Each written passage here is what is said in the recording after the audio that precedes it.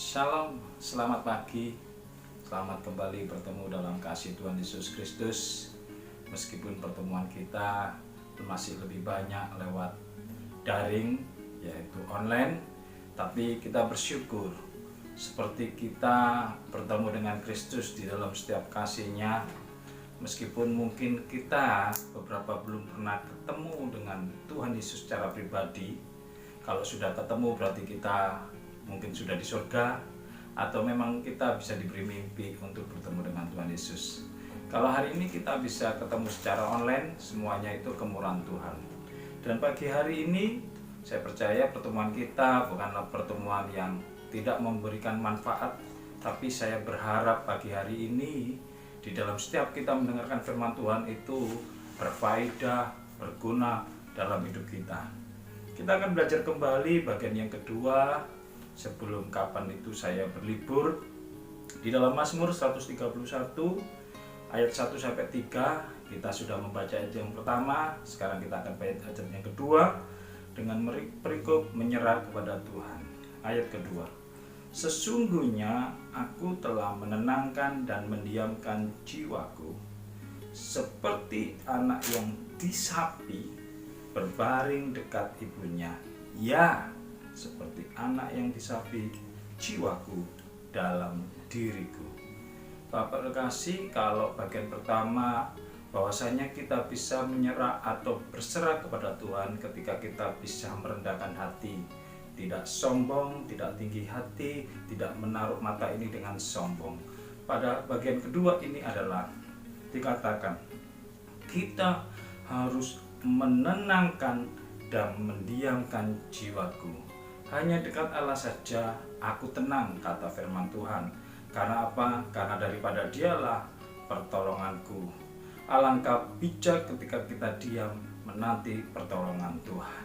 Maka bagian kedua, kita bisa menyerah kepada Tuhan ketika kita bisa belajar menenangkan diri kita, mendiamkan jiwa kita. Kenapa?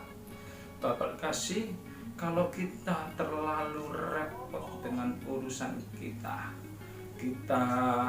ingin menyelesaikan masalah kita dengan kekuatan kita tidak bisa menyerah kepada Tuhan dengan sepenuhnya. Kalau kita masih mengandalkan kemampuan kita menulis rencana kita membuat agenda kita berdasarkan kemampuan kita. Boleh orang berencana, tapi bahwa rencana itu didasarkan anugerah Tuhan, bukan didasarkan kekuatan kita, bukan didasarkan kekayaan kita, bukan berdasarkan betapa engkau mampu mengatasi segalanya. Ketika engkau menaruh rencana itu dengan kekuatanmu, kita tidak akan pernah bisa menyerah. Tapi firman Tuhan ayat 2 ini katakan, disuruh menenangkan, disuruh mendiamkan jiwa. Katanya seperti ini, seperti anak yang disapi berbaring di dekat ibunya. Dan diulangi, ya, seperti anak yang disapi jiwaku dalam diriku. Perkataan dengan sapi ini paling banyak yang bisa mengungkapkan adalah ibu-ibu yang sudah pernah punya anak. Bapak kasih, seorang bayi ketika lahir, dia otomatis mencari air susu ibunya. Maka seorang yang melahirkan, ketika saya punya pengalaman anak 2 kali, istri saya ketika melahirkan, anak yang lahir itu langsung diberikan susu ibunya. Karena apa? Otomatis ketika lahir, saya juga tidak bisa mengerti, tapi itulah anugerah Tuhan. Anak ini lahir, susunya keluar. Padahal sebelumnya di dalam kandungan, maaf, ini bukan porno, payudara seorang ibu itu melekat mulai kecil ketika dia sudah seorang wanita. Tapi kenapa ketika mengandung susunya tidak keluar? Tapi ketika anak bayi itu keluar jerok, susunya juga otomatis keluar, sehingga bayi itu langsung sama suster atau orang yang membantu dalam proses persalinan itu didekapkan pada ibunya, sehingga anak itu merasakan air susu ibunya yang pertama, dan dia jadi kecanduan.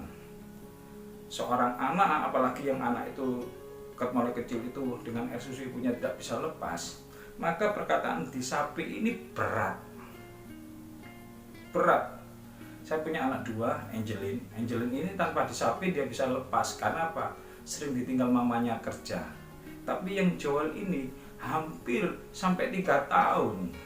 Hampir sampai 3 tahun dia nggak bisa lepas. Dan dia disapi.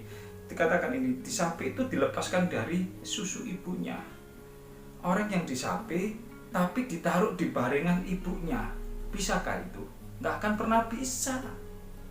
Anak itu ketika berbaring, anak kecil ya, berbaring dekat ibunya dan lihat ibunya punya pentil, itu otomatis anak kecil itu langsung, tapi dia disapi. Orang yang disapi dekat ibunya nggak akan bisa tenang, nggak akan pernah bisa tenang, pasti dia akan gelisah. Tapi ini dikatakan harus tenang seperti anak yang disapi. Demikian kita, ketika kita mungkin merasa Tuhan kapan saya akan menolong, Tuhan kapan, harus belajar tenang. Meskipun kelihatannya oh ya Tuhan ini mau ini, tapi kita harus belajar tenang. Itulah tenang kita seperti anak yang disapi berbaring dengan ibunya. Kalau anak itu dijauhkan dari ibunya gampang disapi, tapi kalau dekat ibunya sulit. Itulah menenangkan diri. Mendiamkan diri itu persoalan yang kelihatannya remeh tapi sulit.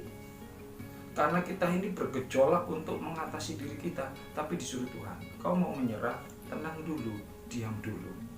Maka bagian kedua, ketika kita mau menyerah, ayo belajar menenangkan diri, mendiamkan jiwa kita, supaya Tuhan itu bekerja dalam hidup kita.